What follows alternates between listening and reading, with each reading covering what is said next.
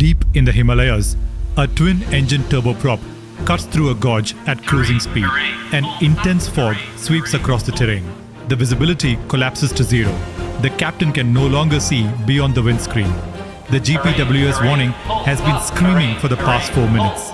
He does not know where the mountain walls are. He does not know where the gorge ends. He does not even know exactly where his aircraft is. He decides to abandon the flight. We are turning back. He banks left. But that turn places the aircraft directly on a collision course with the mountain.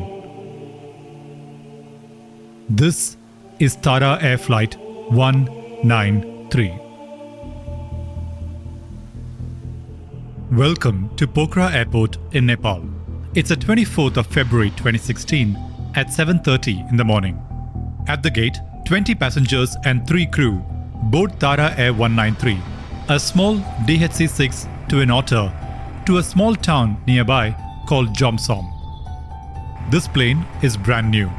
It is just 6 months old. And unlike the other planes in the fleet, this one has updated avionics. Tara Air doesn't exist because someone wanted to start an airline.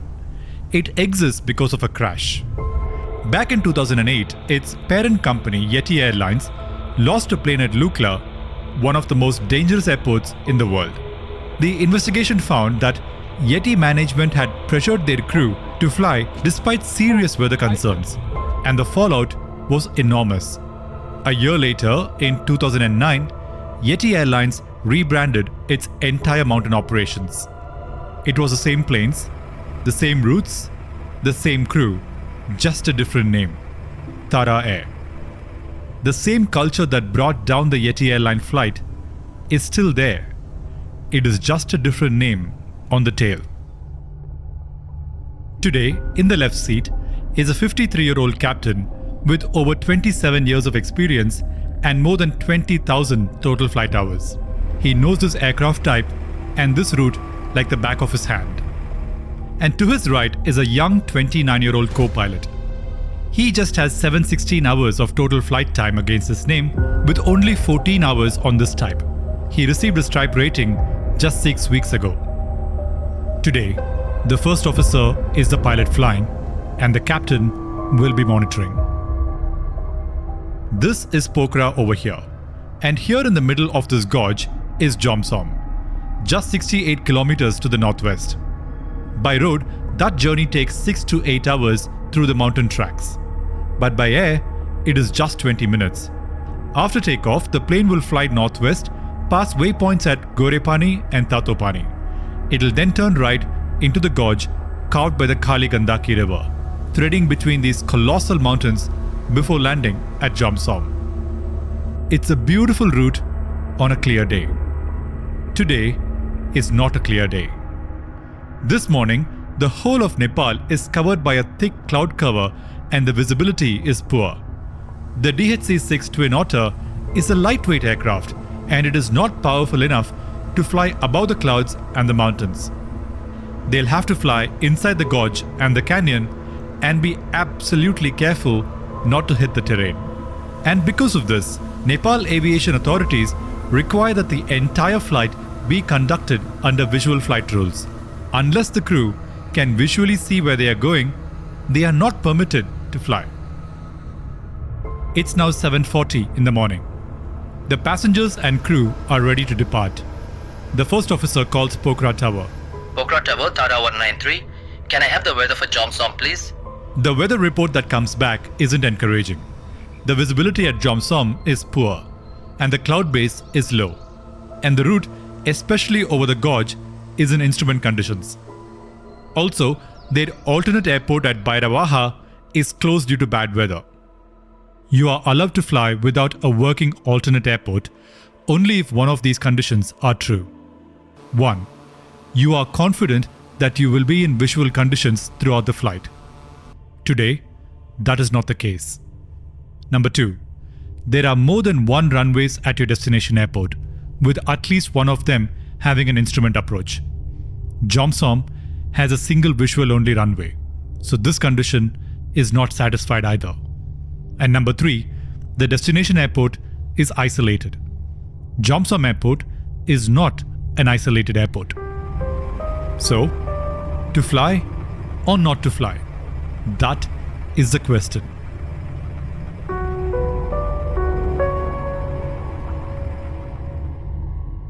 Although the weather is marginal, the crew are under time pressure. The Mustang Desert builds intense winds through the Kali Gandaki gorge every afternoon. By late morning, the Jomsom area becomes unflyable and the airport shuts down. This morning, this aircraft is scheduled to make 3 round trips to Jomsom before the window closes. It is now 7:40 in the morning. The window closes at around 11 o'clock. They have just over 3 hours and the weather is already marginal. If they don't make it, the passengers will be stranded and will need to wait until the next day. And the airline will face financial losses. Tara Air isn't financially healthy. 8 months earlier, Nepal was rocked by a magnitude 8 earthquake which left both the country and the airline stranded. The airline can't afford more cancelled flights. And the captain knows it. The captain is a part of Tara Air management. He hasn't been explicitly told to fly in bad weather, but he doesn't need to be. Let's have a look. If not possible to land, we will return. Planning, preparation, and making the right decisions before things go wrong, that's the difference between a flight that lands safely and one that doesn't. The same is true in business. Odoo isn't just another business solution. It's the key to unlocking the full potential of your business. Whether you're managing sales, inventory, or accounting, Odoo gives you control, allowing you to start with the first app completely free.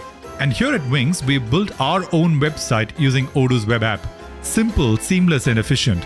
The same power and flexibility are right at your fingertips. All I had to do was follow 4 simple steps, starting with what kind of website I wanted, my color palette, the pages and features I needed on my website, and lastly, a beautiful theme. And my website is live and ready to be customized. I can use drag and drop blocks, add animations, rearrange elements, and add any font from Google Fonts, and so much more. Head over to odoo.com and start unlocking the potential of your business today. The first app is free with unlimited hosting and support and 1-year free custom domain, just like the first step in solving a grand puzzle. They taxi to the end of runway 22 and at 7:49 in the morning, they lift off from Pokhara. As they overfly the town towards Ghorepani, the clouds are already thickening. It starts off as a mild haze, and as they keep climbing, it begins to thicken, decreasing their visibility. This waypoint called Ghorepani is the decision point. If the plane is not in full visual conditions when they cross it, they have to turn back and land at Pokhara. They are not permitted to go any further into the gorge.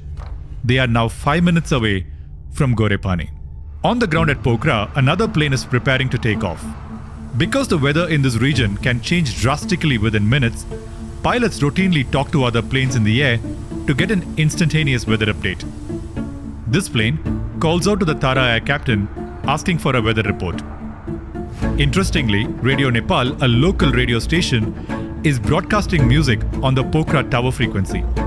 The music floods the channel and the call gets lost completely. The ultralight again tries a minute later, and this time the captain responds. Light haze. Mountains not visible, but ground contact. He's cautioning the other pilot that the weather isn't good. Mountains not visible means he should be turning back.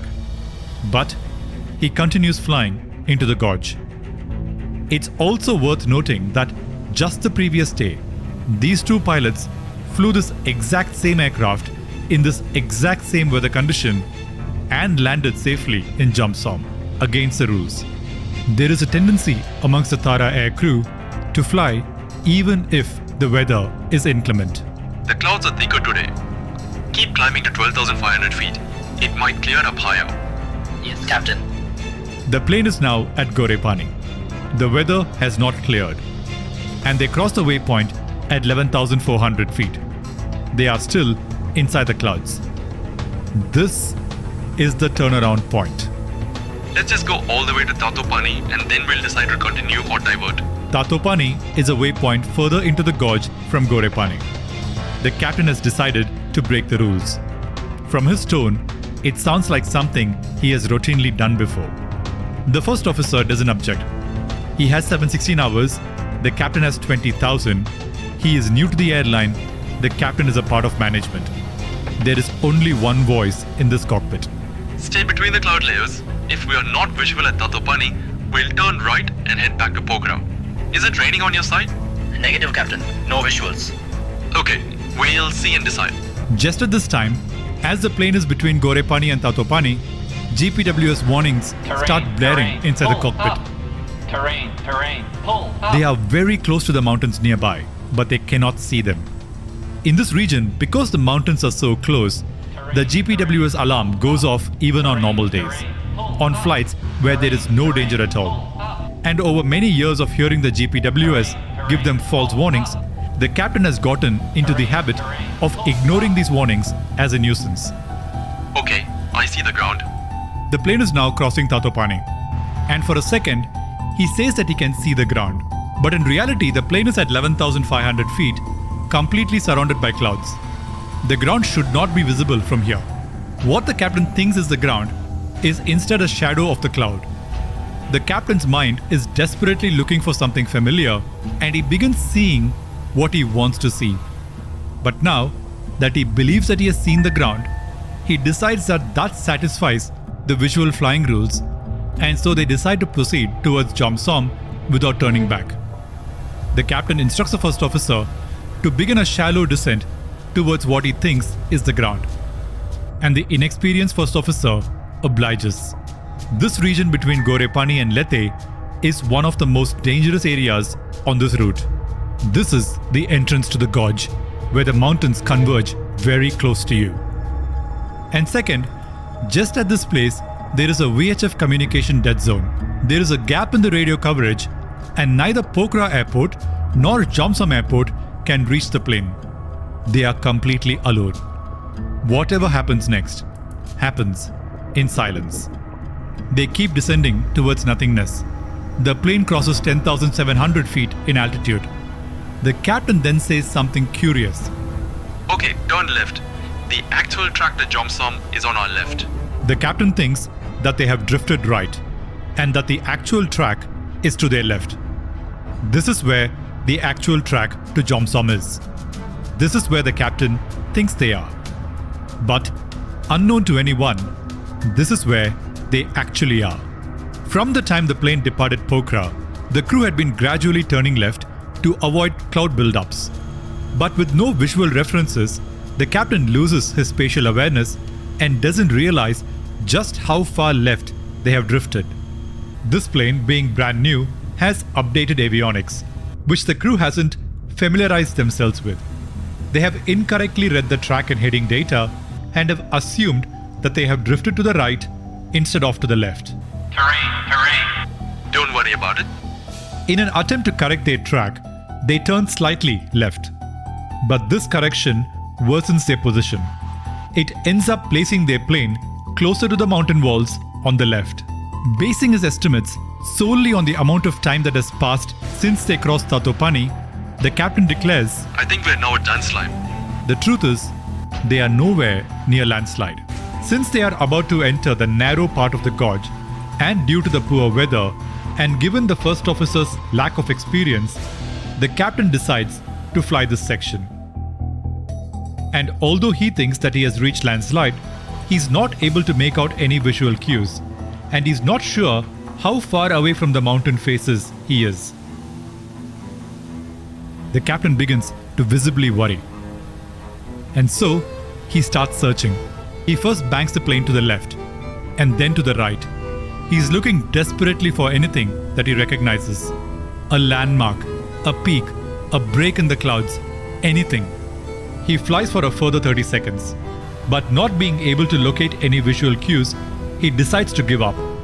Given the most dangerous part of the gorge is up ahead, he decides that the safest option is to return to Pokhara and not attempt to fly inside the canyon with zero visibility. While there is a well-defined escape procedure for planes flying from Jomsom to Pokhara, There is no documented procedure for planes flying from Pokhara to Jomsom, so the captain needs to figure out an escape plan on his own. He checks if he can make a U-turn to the right. Can you see anything? Right side? No visual at all, sir. No? None, sir. There is significant cloud cover to the right, and given the first officer has no visuals of the mountains there, the captain decides that it is unsafe to make a right turn without visual contact of the mountains. So he decides to make a U-turn to the left instead. Neither pilot realizes that they are much further to the left of the actual track. They are hardly 100 meters away from the mountain wall. The captain begins a 20-degree left bank, and the plane starts turning left.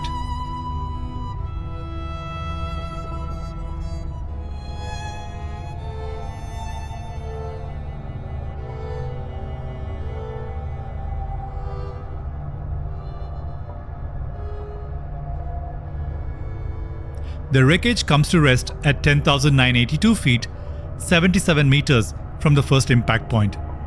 The fuel tanks rupture, the wings break off, the spilled fuel ignites, and the fire burns so completely that most victims can only be identified by their dental records. The co-pilot's remains require DNA analysis. The investigation takes 5.5 months, and the conclusion is unambiguous. The crew entered the cloud during a VFR flight. The GPWS warned them multiple times, but the captain dismissed it, became spatially disoriented, and flew into a mountain that they could not see.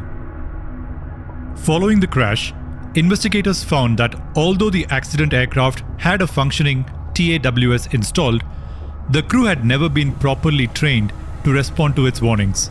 In the years that followed, older aircraft were retrofitted with the system and crew training was updated. And then 6 years went by. We are back at Pokhara Airport. It's now the 29th of May 2022, just before dawn. The plane is the same, a DHC-6 Twin Otter. The airline is the same, Tara Air. The destination is the same, Jomsom Airport. This plane also needs to perform 3 round trips to Jomsom this morning before the airport shuts down at 11 o'clock. It is not going to be a routine day. Stay subscribed and hit the notification bell to watch this video releasing very, very soon. And until next time, bye.